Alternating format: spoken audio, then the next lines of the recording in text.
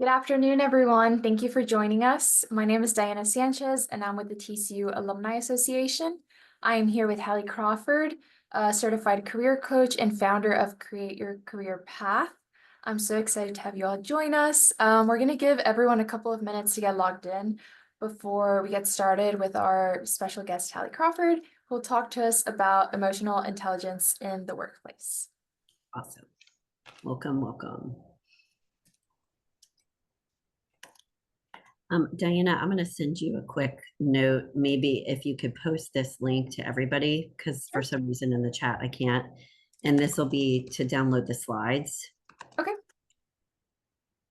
So here's the link that they can use. I'll put it on it's on the slides too, but just so that they've got it there, it's a little easier.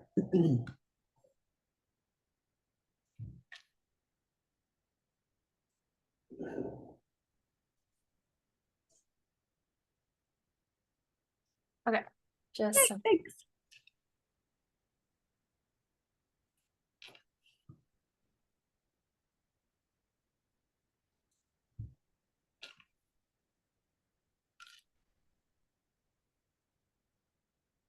We've got a good group today. It's awesome.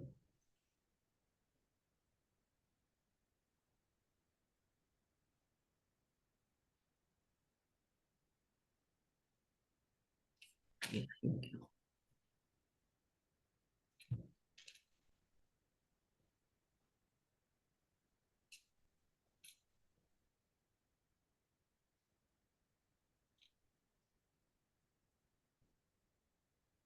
All right, we'll go ahead and get started. Special welcome for our special guest, Hallie Crawford. She's going to talk to us about emotional intelligence in the workplace. Hallie, take it away. Thanks, Diana. You just made my day. That was awesome. I feel so special. So really appreciate you all being here today to talk about this topic that's, I think, in a good way, people are more focused on these days, which means that they're understanding how important workplace relationships are, communication in the workplace, et cetera, that they're able to kind of focus on that is just so incredibly important. So I'm very glad to be here. My name is Hallie Crawford. Just quick background. I've been coaching and training since 2002. I have an undergraduate degree from Vanderbilt University and a graduate degree from the University of Illinois. Been coaching and training for a really long time. We have coaches that are in different parts of the country, including in Texas. And one of the things that I wanted to say before we dive in today is I try to give a lot of really helpful, practical, tangible advice. And I don't want you to feel overwhelmed by, oh my gosh, there's so many different action items. So what I would suggest is write down one or two things that resonates the most for you from our presentation today. Remember that you will get a copy of the recording. We will also make the slides available to you. If you look in the webinar chat right now, there's a link. You can download the slides that way so that you can pick up on additional action steps over time. Okay. All right. So let's go ahead and dive in. So why is this emotional intelligence thing so incredibly important? It was interesting because a long time ago when I first started presenting on this topic and I was looking up some statistics, I was shocked at these stats that are listed on this slide. The majority, if you take a look here, 60 to 80%, give or take, the majority of difficulties or lack of success, if you will, within organizations, actually, even though we may assume it's because people may not be as good at their jobs or, lack of enthusiasm or whatever it is, it's actually that stems from less than optimal relationships between employees. It's not from deficits in employees' skills or motivation. So this communication relationship thing within your workplace is huge. If you take a look at the next stat, the bottom left here, the typical manager can spend a lot of their time dealing with workplace issues. And that turns out to be the 25 to 40% during the course of a week, turns out to be 1 or 2 days of every work week. And this is why, honestly, we've had some clients come to us, or some of our clients will say to us, I don't want to be a manager. I don't want to deal with that. So emotional intelligence can help with all of these things. And it will help you not just be more satisfied at work, but more effective as well. I think part of why EI or EQ, both of those acronyms are valid for emotional intelligence.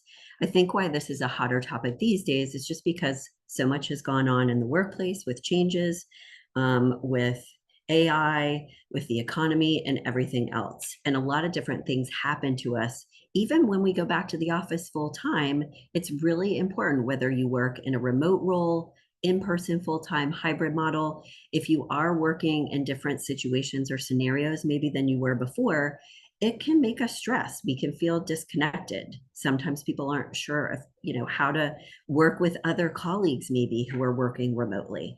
And this is part of why I think this is coming up even more so, just because the way we work is so drastically different than it used to be. And then finally, why this is so important, and then we'll get to our agenda on the next slide, is that your work environment is a make or break for your career satisfaction and success. If you look at our career model here, this is what we use with our clients to help them figure out their career direction, but also establish the right career goals. And when we think about emotional intelligence specifically, we need to think about, leveraging our strengths and getting better at certain things, et cetera. But our work environment is a huge piece of being in the right job for you. And emotional intelligence, less than optimal relationships will greatly negatively impact your work environment. How many times have you heard someone say, people don't leave an organization, they leave a boss and they're wanting to leave. It's a person. That's why this is the case. So let's take a look at our agenda for today. So a couple of things on this slide. The QR code is one other way that you can get the slides. The link and the QR code are the same, just a different, easy way to do that if you want. We're going to talk first today about emotional intelligence defined and what this means, so you're clear on what we're talking about. We will give you 3 foundational tools and action steps that as you build these muscles and these strengths, you will get better at emotional intelligence. We'll give you resources along the way, and we will have time for Q&A at the end. But please feel free to put questions in the Q&A or the chat box anytime today as we progress. I'm happy to stop and answer. I prefer for these to be a little bit more interactive. You all, I think, can learn from each other. If you have any questions or even any comments or resources that you have leveraged that have helped you with this, we would love to hear about those. All right, so let's dive in with the definition first. So on the left-hand side of this slide is the father of emotional intelligence, Daniel Goleman. He's kind of credited with coining this idea, and it was a long time ago. This is one of his books. It's Emotional Intelligence in the Workplace. There's one, his first one was more just in general. We do find this can be a really helpful book as an add-on to what we're talking about today. So if we take a look at this next slide, though, the basic gist of emotional intelligence is your ability to understand, leverage, or use and manage your emotions in a productive way, bottom line. And it's for lots of different reasons, whether it's to relieve stress for you, maybe help someone else do so. It's to help you communicate more effectively, empathize with other people, figure out how to overcome challenges and diffuse conflict, just being a better communicator and taking the right action steps because you're emotionally intelligent is the key here. Emotional intelligence helps you build better relationships at work and helps you achieve your career goals. You'll get promoted faster, you'll move up faster, you'll be more effective in a job search if that's the case for you. And the other cool thing about it is it helps you or connect with your feelings so you understand what's going on for you to make sure that those emotions aren't either getting in your way. It helps you, or that you're leveraging them effectively. It helps you turn your desires and intention into action and the right action steps.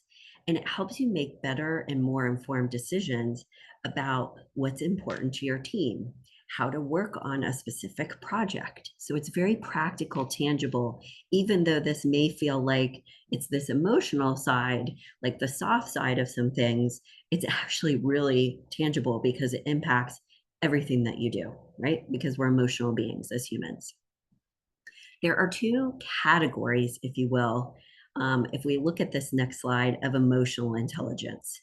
The more basic, practical one on the left-hand side is showing up on time to work, doing what you say you're going to do, being reliable, meeting deadlines, all that good stuff. So there's the practical element of being there, making it happen, showing up, etc. And then there's the emotional element of things where you want you want to provide others with a sense of respect, that you're a good listener and others are hopefully as well. Networking, building a bond with your coworkers doesn't mean you have to be best friends with them, but you get the gist here. So the emotional side is what we're going to be focusing on the most today, because that's usually that intangible piece.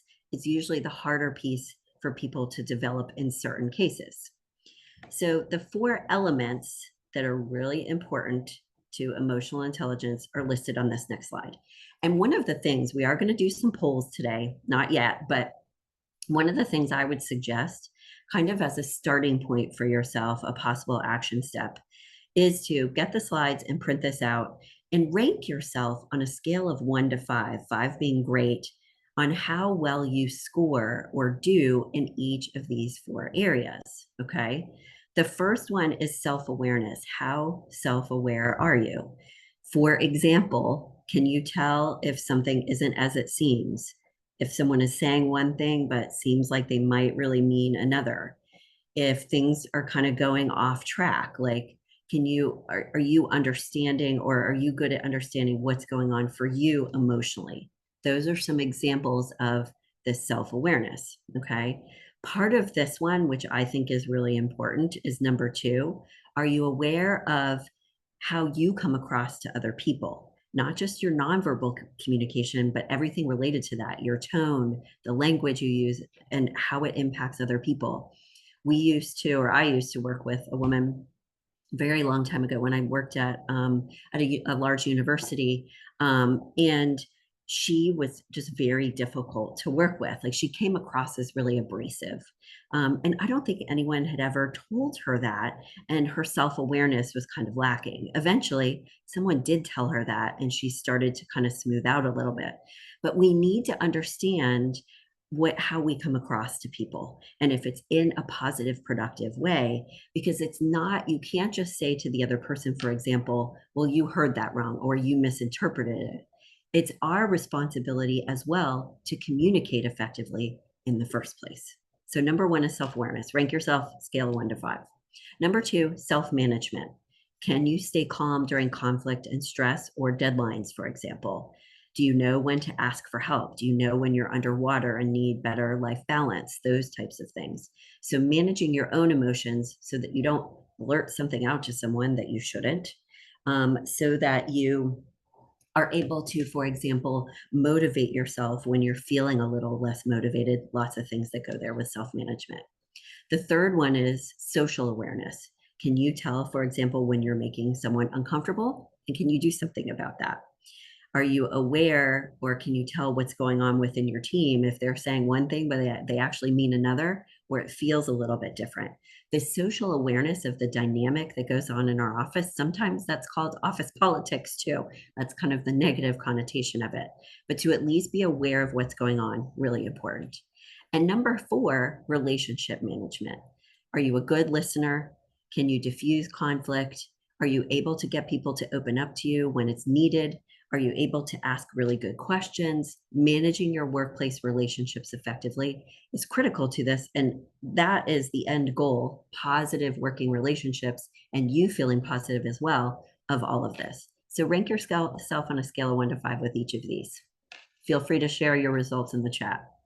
So some of the foundational elements that are critical or to EI in the workplace are listed on this next slide. So what we're trying to do by giving you the tools that we're going to give you today is helping you create a stronger sense of these 6 things. Better sense of trust between your coworkers, if that's needed, and within your team, and vice versa. Greater empathy, greater honesty, them being open with you, and vice versa, which that in and of itself builds more trust. that you're creating an effective feedback loop so that people can give ideas or suggestions or feedback or comments, even if they disagree, and it's safe to do that.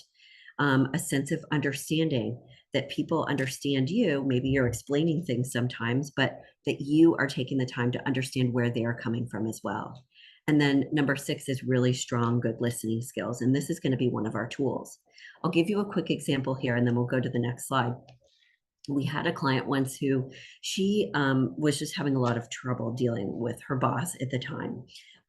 She was younger, her boss was a lot older than her, and the boss spent a lot of time at work, was like working all the time, was kind of nitpicky about stuff sometimes, and maybe would email her at night, not necessarily expecting her to respond, but it got frustrating for our client. And when we sat down with her and said, let's just look at where she's coming from and what her life is like and what her perspective might be for just a couple of minutes, it helped her enormously. Did it make things perfect? No, but it helped her calm down because she realized that this woman, for in her situation, her career was her life. She was divorced, I think, single at least, nothing wrong with that at all. But like, she was throwing herself into her work. She loved it. That's what gave her a sense of meaning and purpose. So that's part of what was happening. It didn't have to do with our client. That helped her calm down a lot, and better understanding where her boss was coming from helped her not take things so personally, not realize that she was being expected to reply all of the time, that her boss just had a different approach to work based on her life situation and her stage in her life. Everything changes over time too. And this is part of where this empathy can help enormously for you. Let's look at our next slide here. And let's go ahead and do our first poll if we could. Some of the most common obstacles to emotional intelligence are listed on this next slide. And we'll give you a moment to do the poll. And what I'll say here as you're working through this is your obstacles could be all 3 of these, and that's okay. Pick the one that you think is your biggest one. And this can help you pick and choose the action steps that you want to take after our webinar today, and also the areas where you may need to focus most. So it could be, I have trouble identifying and regulating my emotions. I will tell you honestly, I sometimes have difficulty identifying mine in the first place. I journal in order to like get a clear sense of things, to dump things out of my head, and that helps. It could be that you don't always understand how to communicate effectively in maybe tense or other situations. And that's totally normal and common too. And in some cases, I think some people struggle with reading certain situations, which makes perfect sense. That happens to me. If I'm in a rush, I may not take as much time as I should to either understand where the other person is coming from or reading what, like behind the scenes, what may be going on there, like reading between the lines a little bit. We are all guilty of this sometimes, just in the rush of the day. It's completely normal. So know that you're not alone. And if we can just do a little bit better job of like slowing ourselves down during the course of the day, during a meeting, etc., that would be one of the biggest things that you could take away from today, because you'll get better at all of these things as a result. So let's take a look at our results if we could, and then I will. Ooh, this is good. I say that because we've got kind of a mix here. Thank you so much for being honest about your obstacles. So we've got 24% are saying identifying and regulating. The things we're going to talk about will help you with that. The communication, really big deal. We'll definitely focus on that a lot. And reading certain situations, that can be a little bit tough too. As we said, if you feel like you need a little bit more help with your certain situation. Ooh, I don't know what my computer is doing. I apologize. Let me just get it back here. If you need help with your certain situation a little bit more, please feel free to ask any questions in the chat box or the Q&A box. And hold on one second, everybody. I don't know what's going on, why my computer is freaking out. Just bear with me one second. If I need to get my other computer, I will. Okay, hold on.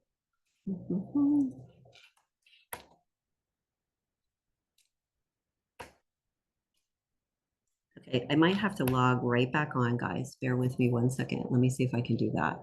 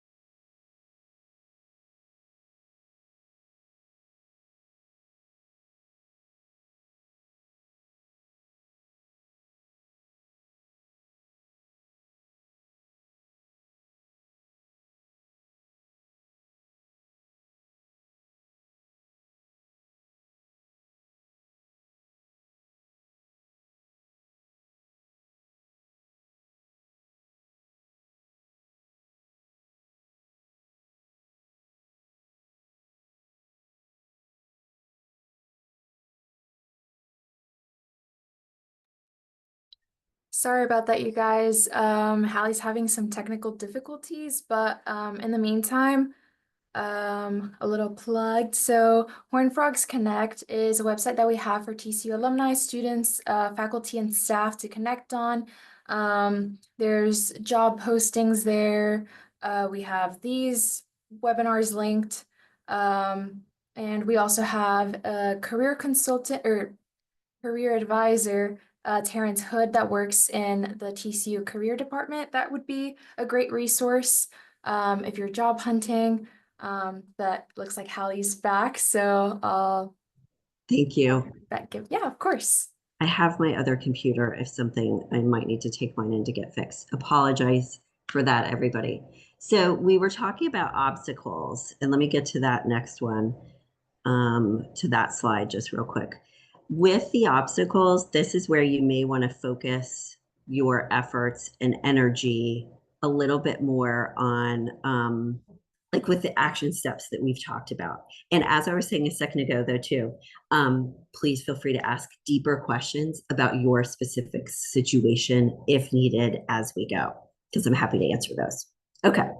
All right. So let's look at our 3 foundational tools. So our 3, these are kind of coaching tools, if you will, things that we will teach our clients so that they can become more emotionally intelligent. And please know that the things that we're talking about today related to these 3 items, this isn't just about whether you manage or lead other people. This is also about being more emotionally intelligent, like with your teammates, et cetera, et cetera. So let's dive into the first one.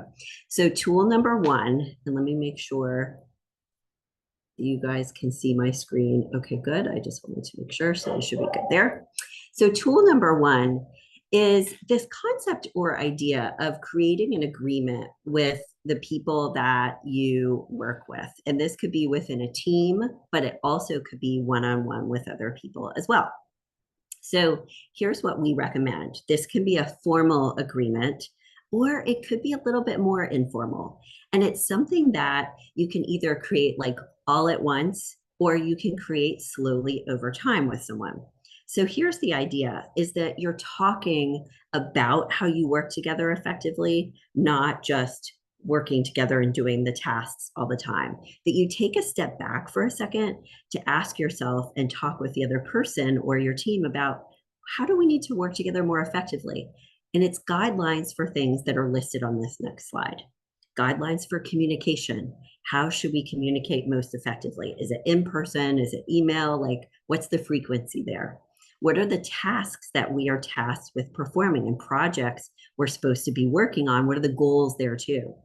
Communication related to meetings, like how often should we meet? How long do they need to be, et cetera, et cetera. The second thing that you can address in your agreement, and sometimes, by the way, these agreements for a team can be called a team charter, making sure that you are clear about the roles that you play in the project for clarity, because sometimes conflict or issues can arise because people aren't clear about, oh, this is your role and this is my role, and maybe there's role confusion, so to speak.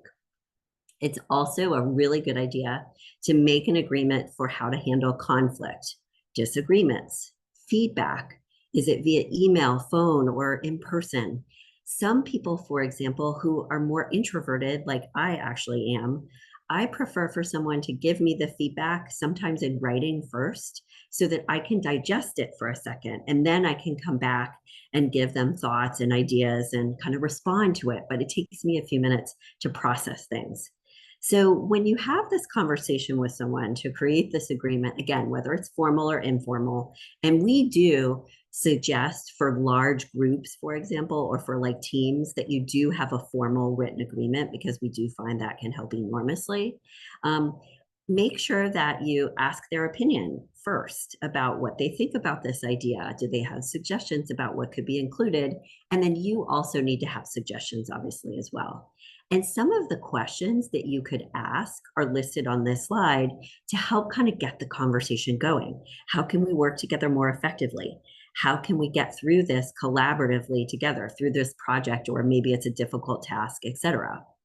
As part of creating an agreement, it's really good to incorporate knowing what your objectives and your tasks are, like we said earlier, the roles that you play, but also to incorporate in there challenges that you've encountered in the past and might encounter in the future, and what you're going to do about it.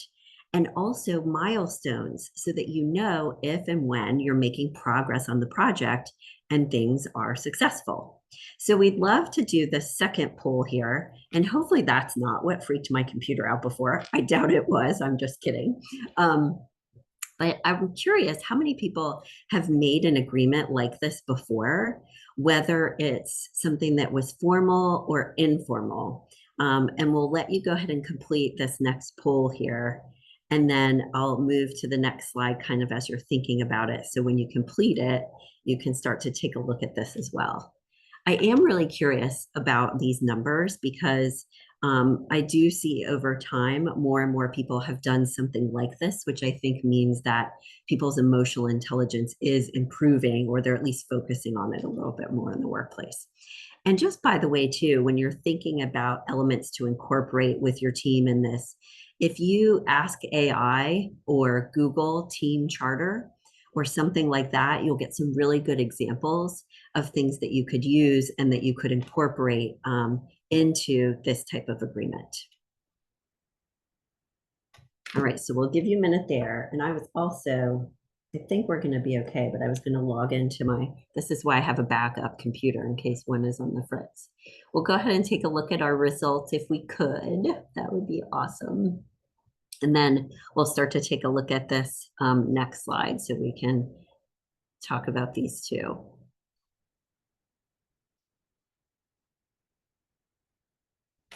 Let me move this over because you might be seeing this and make it easier to see my slide.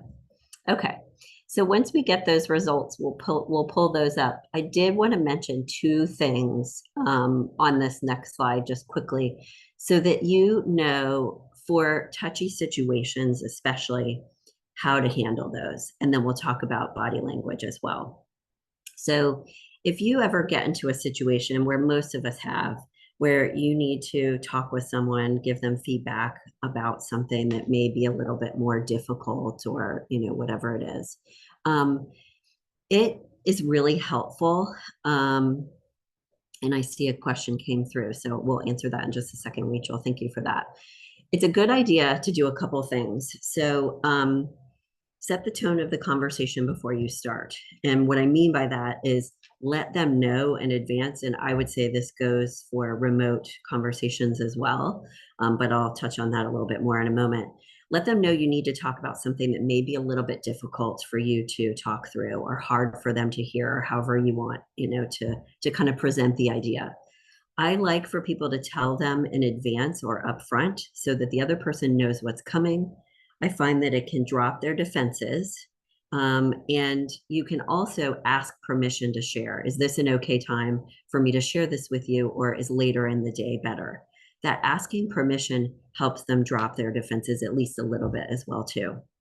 Make sure that when you share whatever the feedback is with them, you're doing it in a positive and constructive way. You're sharing what could be done differently, the goal that you would like to work towards. And I would also say, to set the tone too, is let them know you have their best interest at heart. Like, you're not trying to attack them. You want to work through this together. Let them know that you're coming at this with positive intent. Okay. And with your body language, regardless of the situation, it's really important for you to make sure when you're talking with someone, whether it's a touchy situation or not, that the eye contact is good, that you nod to share or show understanding and empathy. And also, like, making sure that your body language is positive in that you're leaning forward to listen. You're not sitting there like this, or you have your hands in your lap, or whatever makes the most sense. And to answer the question in the Q&A too, as a starting point, I would use all of these tools. I think depending on the other person, you would want to ask for or have video on or off, depending on how comfortable you think that will make them feel, or vice versa. What I will tell you is that I do believe that a lot of times talking about something touchy in person is best, but obviously sometimes we can't do that. If you feel like it may be a little bit more comfortable giving them the feedback when their video is not on and it's just audio, I actually do find that that can be helpful, because there's a little bit of a, I hate to say it this way, but like a protective barrier, so to speak. You may be a little bit more comfortable sharing, and they may be a little bit more comfortable receiving it. Again, it depends on the relationship you have and the person, but that's what I might recommend. Rachel, hopefully that answered as a starting point. Please let us know if you have more questions on that, because it's a really good one. So pay attention to your body language. Our final thought about creating an agreement, and then we'll go to our next tool, is that the reason why it improves professional relationships is for a lot of different reasons that we want you to just keep this in mind, how helpful it can be, because it empowers each person to take responsibility for what's going on. There's no blame game of, well, you did this or I did, whatever. It's, it asks or kind of requires each person, so to speak, to take responsibility for the situation and for the work relationship together in an ideal world. I know you can't control other people, and sometimes they're going to do better at this than others. The second reason why it can be so helpful, though, is because having these kinds of guidelines, if there is a conflict or disagreement or issue, you can point to it and say, okay, we agreed to handle it this way. Can we go ahead and do that? It establishes clearer boundaries for a safe space, so that you all can have a conversation safely without the other person feeling attacked, and vice versa, because one of your agreements could be that we agree to give feedback in a positive, productive manner. And the reason why having these ground rules is so helpful is it creates clarity for what you're going to do. There's no kind of confusion about things. And we would recommend, and then we'll get to our next slide, that you periodically update this agreement as needs change, if you've got a new team member, if someone leaves, et cetera, et cetera. Let's take a look at our second tool, and this is empathetic listening. And I always laugh at this picture because I think it's a good image, if you will, of active listening, but I also think that I'm kind of staring at the other person a little too intensely. So that might not be the exact way to go. But the rest, this concept of empathetic listening, or empathic listening is very, very important. Now, I know most people might say, I'm a good listener. I feel like I've worked on that a lot. And maybe you are, and that's fantastic if that's the case. But what we want to add to this is not just listening and hearing what they're saying, but being able to also express empathy, show understanding. Because here's the deal, everything in the workplace involves communication. We communicate when we're not meaning to communicate, by what we wear, by what's in our office. Like, everything involves it. And two-way communication is critical. It needs to be back and forth, not just a monologue, as I tell my teenage son. So these three levels of listening are the things that we would like you to think about and consider. Level one is internal listening. It's your own inner voice. This sounds hard. I'm hungry. Why are we in this meeting? Why is it taking so long? All that kind of stuff. We need that internal listening to take care of ourselves, but we want to get out of it as much as possible and not stay there, because we want you to be, for emotional intelligence purposes, at levels 2 and 3. Level 2 is really focused listening, focused on the other person, listening to the words that what they're saying, but also the nonverbals and the nuances, the tone of voice, the things they might be leaving out, the things they're skipping over. That's really important, instead of thinking about the next thing that you're going to say or the advice that you're going to give them. And level 3 listening is this idea of global listening, if you will. This is basically the energy between the two of you or within the group. It can be either way. How the energy is changing, if there's sadness, shifts in attitude, mood, if nobody seems motivated, if people seem like tense and stressed. It's paying attention to that, but also calling it out in the right way and speaking about it, not just sweeping it under the rug. And the way that you can do a better job of global listening is to sometimes be quiet instead of saying something, ask a question instead of giving advice, sometimes say nothing at all and see what the other person says. Slow yourself down when you're talking. You will speak more deliberately and you'll be more aware of what's going on around you. And we feel like a lot of times, and if we could do I think this is our third and last poll for today, Diana, if you don't mind doing the last poll, that would be good. Fingers crossed about the computer. Ask a question rather than giving advice. We in coaching school, when I became certified a long time ago, we had a full, it wasn't the whole day, I don't think, luckily, but it was like the morning of one of our intense workshops where we were not allowed to give anybody advice, and we were only allowed to ask questions or paraphrase what they said. And this is one of the exercises I'm going to suggest in a moment here to help you understand like the different levels of listening and how you can flex that muscle just a little bit more too. So we'll give you a moment to complete that poll. And I'll put up here one possible active listening exercise that you could take on to try to better understand A, where someone else is coming from, but B, also have someone really, really feel heard. Okay. And in this particular example, and it can be twofold, you can try it two times, same person or with a different person. Have a close friend or family member tell you a problem they're struggling with. And in the first part of the conversation, you're only allowed to reflect back what they say or paraphrase it. Like, so it sounds like this, or I hear that you're saying this. You're not allowed to ask questions or not give advice at all either.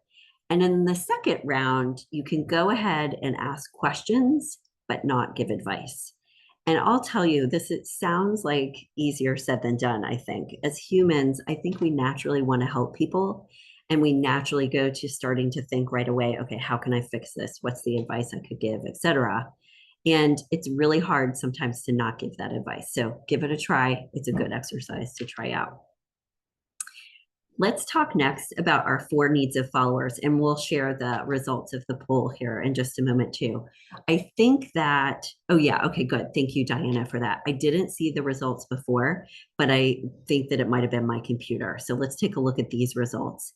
65% are saying yes, that's awesome. Really proud of you, that's great.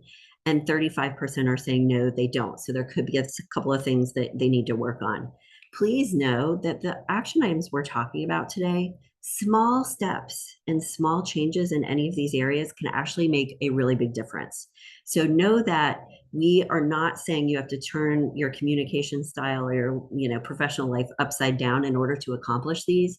We find that a little bit of listening every once in a while or a little bit deeper goes a long way. It doesn't have to be every single second.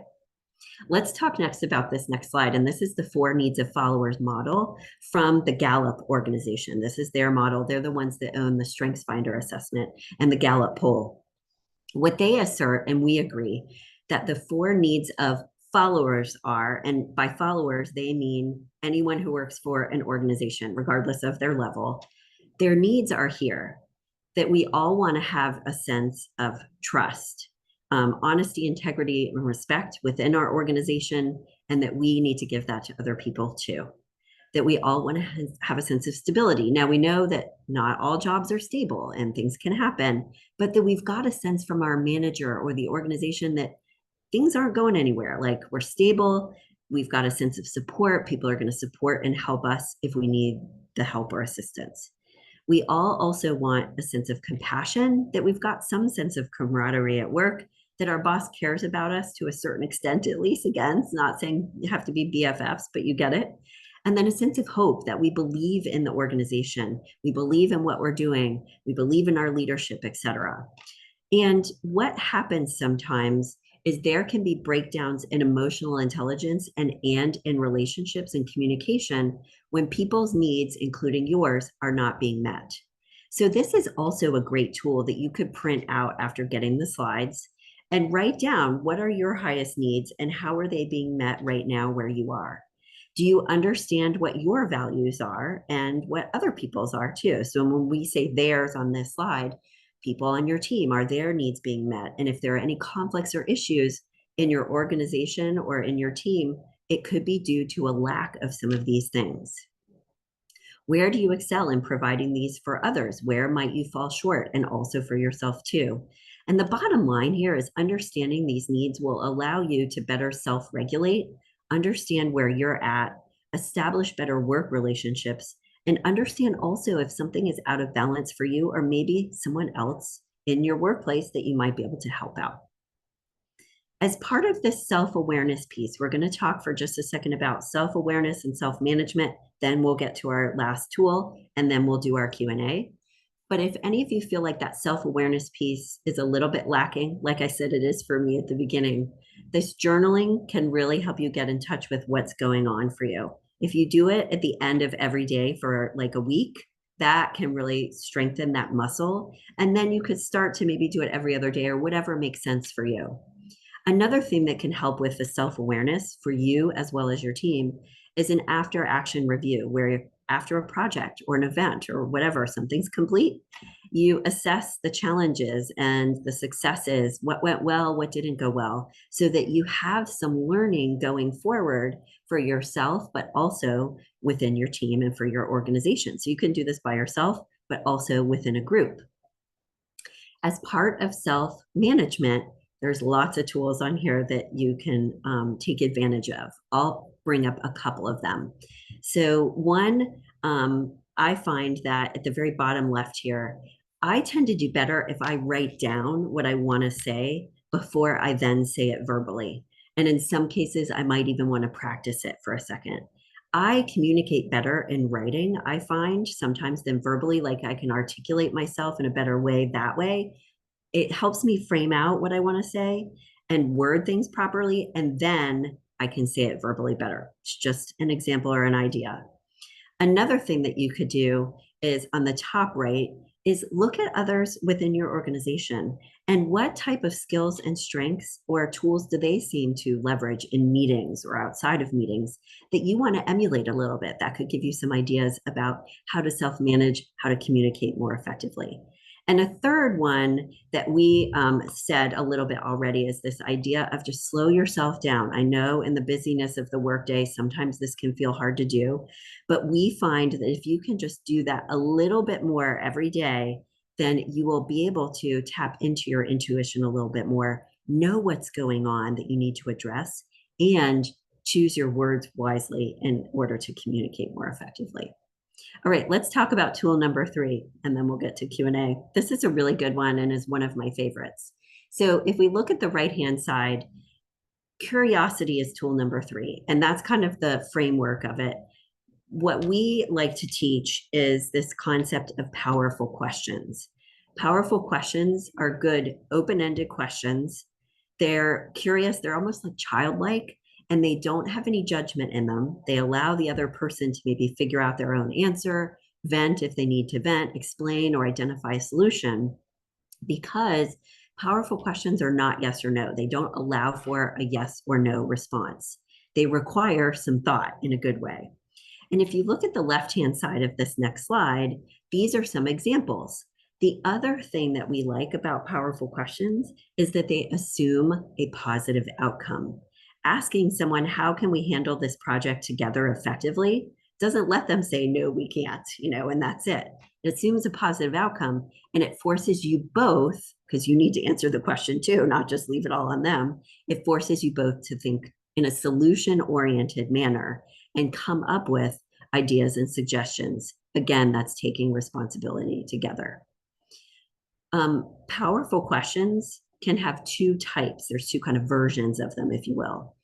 Information gathering is one, and just big picture general curious is another. Information gathering, the answers tend to be a little bit shorter. Like, you need to get this information about their priorities, what's going on for them, what are they upset about, whatever it is. Curious ones force them to think in a different way, like kind of big picture a little bit more and a little deeper, if you will. What would working together effectively look like for you? What would be the best outcome for you or for us? So practice using like 2 powerful questions a day. Again, this doesn't have to be every single second. We don't expect perfection tomorrow. But if you can just start to practice this idea of powerful questions, pause for a moment and ask a question instead of give advice and see what happens, I promise you, it's so cool. The world kind of can open up. And this helps or can help with conflicts as well too. Going into a tough conversation by asking some questions first. How are you doing? What's going on? Is there anything that you want to share?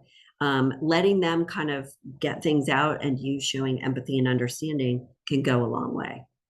So if we take a look at this last slide before we get to Q&A, is 2 things. Know that when you need to talk to someone and be assertive about something, speak up for yourself or something along those lines. The effective assertive communication formula, just by the way, has 3 components to it. Showing understanding is first, that you'll notice. It's not just jumping in and bulldozing the conversation. Show understanding first. Remember, understanding does not mean always agreement. They're 2 different things, okay? The second thing is stating the facts. This is what happened. This is how I felt as a result, or what I was unsure of, or etc. And then the third is offering a resolution. You need to come up with a resolution, but ask them what their ideas are as well, so that you can come to some sort of compromise and an agreement in an ideal world. With this idea of curiosity, you have to have a good amount of self-management on the left-hand side. You have to try not to judge first or let your emotions get the better of you if you're frustrated. Work towards understanding first and then get into the meat of the conversation as much as possible. Okay, I just wanted to show you this. These are QR codes for different things. Get the slides here. It's also in the chat box. Learning about coaching is on the right. We always do a free call if anyone is interested in our services and wants to learn if we're the right fit to work with you. Please, if you set up a call with me, remind me that you heard about us through this webinar, because we do give a discount for alumni. I will put that back up in a moment, but I want to get to our action steps and any other questions that you all have before we go. I would love it if there is one action step that you would write down to take in the next week. Some examples are on this slide. It could be creating an agreement, formal or informal, kind of trying that out. It could be the active listening exercise. And I will tell you, and while we're waiting for questions too, I'll tell you, for even those of you, and I'm not doubting you, please know, even those of you who feel like you have really good listening skills, do try that exercise, because it is so hard, even for me, like, who I'm supposed to know how to do this stuff all the time, right? To like sit there and just paraphrase and that's it, because we just want to dive in and fix or whatever it is. It's really good because it'll give you that kind of additional muscle, if you will. So feel free to submit any questions or comments. And I clearly need to figure out my computer because I do presentations like this all the time and I love them. We can't have a blackout like that. Diana, thank you for filling in while I was gone. I think what I'll do, I have had my computer, my backup computer turned on in the past, and that's why I have to have one. I did a one time my power was totally out and I had to do a webinar at the Dunkin' Donuts parking lot using their Wi-Fi. So that's my best story of when trying to be flexible there. But Diana, is there anything you want to say or questions or anything? Yeah, I got a couple questions that were sent to me. So first one is, how long does it take to improve listening skills? That's a really good one. Remember a couple of things. So number one, that in most cases, not all, it takes 90 days to develop a new habit. Now, I'm not saying that it's going to take 90 days and then everything's going to be perfect. It does build over time. Give yourself a good month of like practicing the things that we've talked about.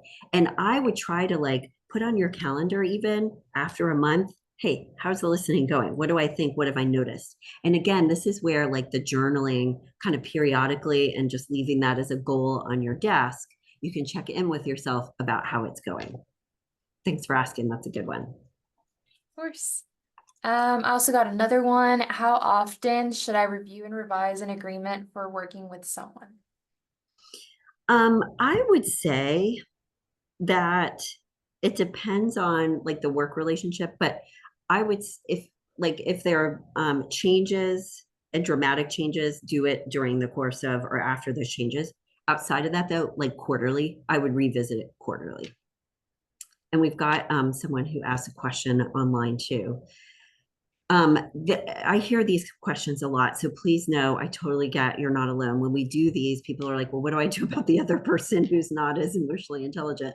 My supervisor always overshares, which I'm uncomfortable with. I keep my answers short when asked about my personal life, but they continuously probe. Okay, that's an interesting, and I understand that can be really awkward. So here's what I would say. For whatever reason, that is her personality type and style, and perhaps how he or she, I don't know if it's a he or she, either way, maybe how they tend to connect. And maybe they feel like they don't have a good working relationship with someone unless they know about their personal life. That's an assumption, maybe, or belief that they have. Doesn't mean that it's true. What I might do, I mean, I think it's fine for you to keep your answer short when they're responding. That's one way to go about it.